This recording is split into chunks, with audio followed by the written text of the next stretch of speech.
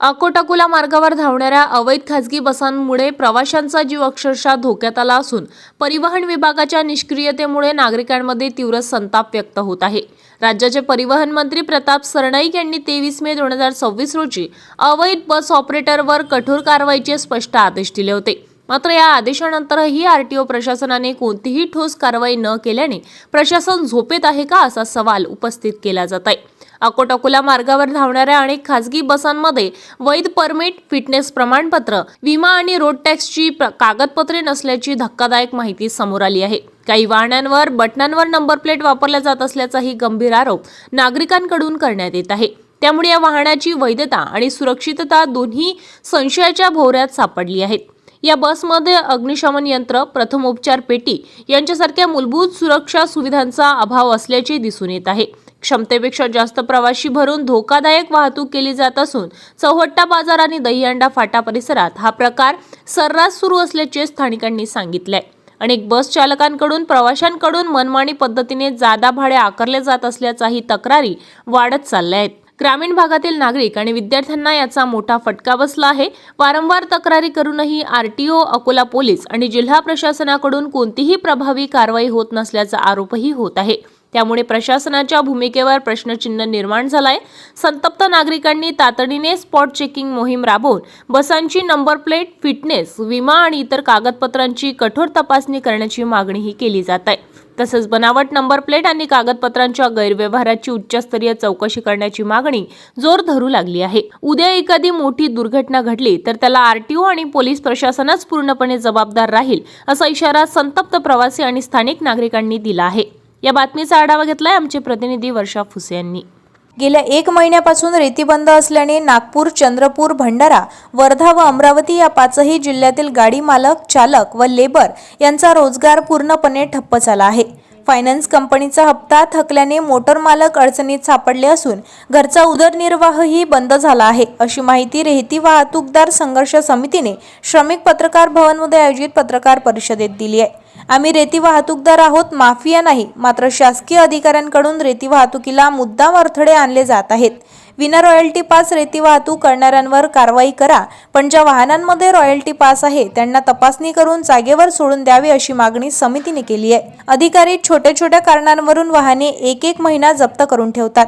पूर्णपणे नियमात असणारी वाहनेही 2-3 महिने जप्त राहतात। त्यामुळे EMI पेंडिंग राहतो, घर चालवणे मुश्किल होते। नाईलाजाने मोटर मालकाला संबंधित अधिकाऱ्यांशी जोडतोड करून गाडी सोडवावी लागते। रॉयल्टी भरूनही जोडतोड करावी लागत असल्याने अनेक वाहतूकदार रॉयल्टी न भरताच अवैध वाहतूक करतात। त्यामुळे अवैध वाहतुकीला प्रोत्साहन मिळत आहे। विना रॉयल्टी पास रेती वाहतूक करणाऱ्यांवर, रेती घाट मालकांवर व संबंधित शासकीय अधिकाऱ्यांवर कायदेशीर दंडात्मक कारवाई करण्याची मागणीही करण्यात आली आहे। या प्रश्नावर पुढील आंदोलनाची दिशा ठरवण्यासाठी समितीची बैठक लवकरच होणार आहे, अशी माहिती पत्रकार परिषदेत देण्यात आली। पत्रकार परिषदेला सचिन भोपळे, पंकज देशमुख, गोपाल धर्माळे, मिलिंद जवंजाळ, करीम लालूवाले यांच्यासह रेती वाहतूकदार आदी उपस्थित होते। या बातमीचा आढावा घेतलाय सतीश पाटील यांनी।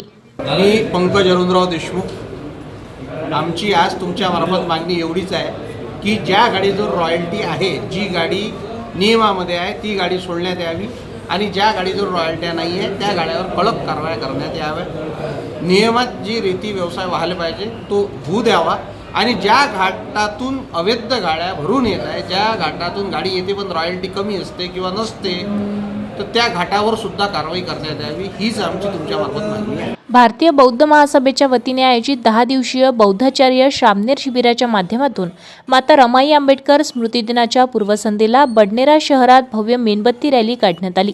या रॅलीत बौद्ध उपासक उपासिकांनी मोठ्या संख्येने सहभाग घेत माता रमाई यांना अभिवादन केले। रॅलीची सुरुवात कपिलवस्तू नगर, बुद्धविहार, अशोकनगर येथे बुद्धवंदना, त्रिशरण पंचशील ग्रहण करून करण्यात आली। त्यानंतर मेणबत्ती रॅली शिवाजी चौक, समता चौक या मार्गे अशोकनगर येथे पोहोचली आणि रॅलीचा समारोप करण्यात करण्यात आला. शहरातील विविध मार्गांवरून निघालेल्या या शांतता व प्रेरणा रॅलीमध्ये हातात मेणबत्त्या, पंचशील ध्वज, निळे ध्वज, रथामध्ये तथागत गौतम बुद्ध यांची भव्य मूर्ती, त्यागमूर्ती माता रमाई यांच्या प्रतिमा ठेवण्यात आल्या होत्या. यावेळी बौद्धाचार्य श्रामनेर तसेच बौद्ध उपासक उपासिका यांनी सबका मंगल होय रे, जय भीम, बुद्धम शरणम गच्छामी, माता रमाई अमर रहे, डॉक्टर बाबासाहेब आंबेडकर की जय, छत्रपती शिवाजी महाराज की जय अशा घोषणांनी संपूर्ण परिसर दणाणून गेला होता. शिबिरात सहभागी श्रामनेरांनी शिस्तबद्ध पद्धतीने रॅलीत सहभाग घेत समाजात धम्म, समता, बंधुता आणि मानवतेचा संदेश दिलाय. महिला उपासिकांची उपस्थिती विशेष लक्षणीय ठरली. अनेक नागरिकांनी, शहरातील व्यापाऱ्यांनी रस्त्याच्या कडेला उभे राहून रॅलीचे स्वागत केले. यावेळी आयोजकांनी माता रमाई आंबेडकर यांनी डॉक्टर बाबासाहेब आंबेडकर यांच्या संघर्षमय जीवनाला दिलेल्या त्यागाची आठवण करून दिली. रॅलीत भारतीय बुद्ध महासभेचे राज्य संघटक विजयकुमार चोरपगार, जिल्हाध्यक्ष प्राध्यापक प्रकाश बोरकर, भंते नागसेन, ज्येष्ठ केंद्रीय शिक्षक डॉक्टर युवराज मोरे, भंते सारीपुत्त, भंते आनंद, भंते महामोगलायन यांच्यासह 40 श्रमनेर भिक्खू सहभागी झाले होते. रॅलीकरिता आर.के. भटकर, मुकुंद मेश्राम, मालती मेश्राम, पुष्पा पोरकर, खुशाल सांभारे, विलास नागदिवे, विजय बागळे, चंद्रसेन गजबिये, अशोक बनसोड, देवानंद बडके, संगीता खोब्रागडे, रंजना भालेकर, साहेबराव मोहळ, सुमन राऊत, गोवर्धन रामटेके, बाळू बनसोड, सतीश गोपनारायण, अजय पाटील, व्ही.एस. मेश्राम, अरुण शेंडे, गोवर्धन रामटेके, हरिदास घोडेश्वर, प्रकाश बगडे, अशोक तायडे, मुकुंद मेश्राम, सुनीता भटकर, सुमन राऊत, सिंधू मेश्राम, छाया बनसोड, पिंगळा उंकले, जया खंडारे, शीला धनगर, मनीषा काळे, अश्वदीप खंडारे, धम्मदीप धनगर, निखिल कोटांगळे, जयेंद्र थोरात, दीपक खडसे, चंदा चोपडे यांच्यासह भारतीय बौद्ध महासभा बडनेरा शहर शाखा व नांदगाव खंडेश्वर तालुका शाखेच्या पदाधिकाऱ्यांनी रॅलीच्या यशस्वी आयोजनासाठी परिश्रम घेतले. शिबिरातील श्रामनेर, धम्मप्रेमी नागरिक, युवक युवती तसेच ज्येष्ठ उपासक मोठ्या संख्येने रॅलीत सहभागी झाले होते. या बातमीचा आढावा घेतलाय सतीश पाटील यांनी. भारतीय मजदूर संघाच्या अमरावती जिल्हा कार्यालयाचे उद्घाटन आज जैन छत्रवासामागे अत्यंत उत्साहपूर्ण वातावरणात पार पडले. भारतीय मजदूर संघाच्या अखिल भारतीय उपाध्यक्ष सौ नीताताई चौबे यांच्या हस्ते या नव्या कार्यालयाचे उद्घाटन करण्यात आले. या उद्घाटन समारंभाला प्रमुख अतिथी म्हणून भारतीय मजदूर संघाचे प्रदेश महामंत्री श्री गजाननजी गटलेवार, प्रदेश उपाध्यक्ष श्री राजेंद्र दोड, NOBWचे अखिल भारतीय पदाधिकारी चंद्रकांतजी खानजोडे तसेच जिल्हाध्यक्ष निलेश विश्वकर्मा आदी उपस्थित होते. कार्यक्रमाचे प्रास्ताविक जिल्हा कार्याध्यक्ष संजय राऊत यांनी केले, तर कार्यक्रमाचे प्रभावी संचालन जिल्हा सचिव रुपेश राऊत यांनी केले. यावेळी भारतीय मजदूर संघाचे अजय देशपांडे, महानगरपालिका कर्मचारी संघाचे प्रल्हाद कोतवाल, जनसेवा संघाचे प्रभाकर वाटाणे, फिनले मिल कामगार संघाचे विलास चावरे, महाराष्ट्र मोटार कामगार संघटनेचे गणेशजी तायडे, सूरज देशमुख, संजय मोरे, भारतीय डाक कर्मचारी संघाचे महेश साहू, निलेश टोपरे यांच्यासह विविध उद्योगातील भारतीय मजदूर संघ संलग्न संघटनेचे मोठ्या संख्येने कार्यकर्ते उपस्थित होते. उद्घाटन प्रसंगी कामगार संघटनांच्या बळकटीबरोबरच कामगारांच्या हक्कासाठी अधिक प्रभावीपणे लढा उभारण्याचा निर्धार व्यक्त करण्यात आलाय.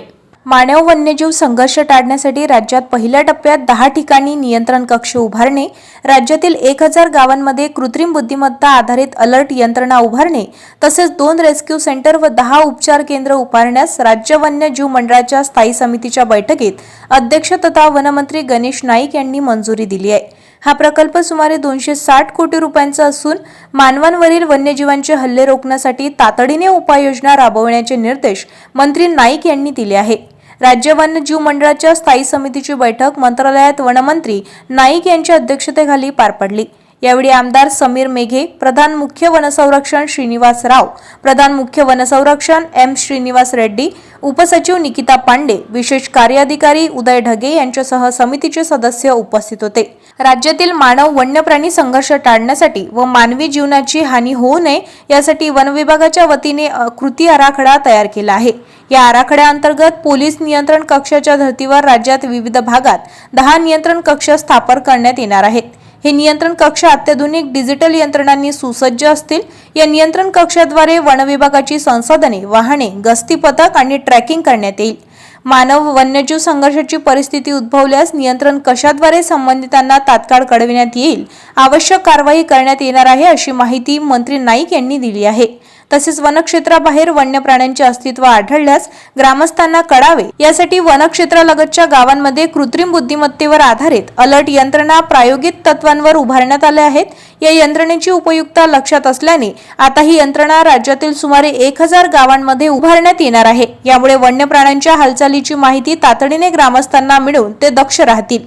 याशिवाय पकडलेल्या वन्य प्राण्यांसाठी रेस्क्यू सेंटर उभारण्यात येणार आहे. तसेच वन्य प्राण्यांवरील उपचारासाठी 10 ठिकाणी ट्रान्झिट ट्रीटमेंट सेंटरही उभारण्यात येणार असल्याची माहिती यावेळी दिली आहे. वन्य प्राण्यांच्या सुटकेसाठी 20 ठिकाणी रॅपिड रेस्क्यू टीमची निर्मिती करण्यात येणार आहे. वनक्षेत्राच्या गावांमध्ये वन्य प्राण्यांपासून संरक्षणासाठी वन विभागाच्या मदतीसाठी 2000 प्राथमिक प्रतिसाद दल तयार करण्यात येणार आहे. शेतपिकांचे नुकसान करण्यास हरण, माकडे, रानडुक्कर आदी प्राण्यांना पकडण्यासाठी 2 फिरती पथके स्थापन करण्यात येणार आहे. ज्या ठिकाणी या प्राण्यांचा उपद्रव होत आहे त्या ठिकाणी जाऊन या प्राण्यांना पकडून ती पुन्हा वनक्षेत्रात सोडण्याचे काम ही पथके करणार आहेत. ही पथके अत्याधुनिक साधनांनी उपयुक्त असतील. तसेच माकडे व रानडुक्करांची संख्या नियंत्रणासाठी राज्यात 2 ठिकाणी नसबंदी केंद्रे उभारण्याचे प्रस्तावित आहे. या उपाययोजनांमुळे मानव वन्यजीव संघर्ष टाळण्यास मदत होणार असून शेतकऱ्यांच्या पिकांचेही नुकसान टळणार आहे. ज्यामुळे या उपाययोजना तातडीने राबवण्याचे निर्देशही यावेळी मंत्री नाईक यांनी दिले आहेत. ताज्या घडामोडी आणि आपल्या शहरातील बातम्या बघण्यासाठी नंबर 1 न्यूज चॅनलला सबस्क्राईब करा, शेअर करा. आपल्या प्रतिक्रिया कॉमेंट बॉक्समध्ये द्या. आपल्या बातम्या नंबर 1 न्यूज चॅनलवर बघण्यासाठी 99 21 58 96 63 या व्हॉट्सअपवर मेसेज करा.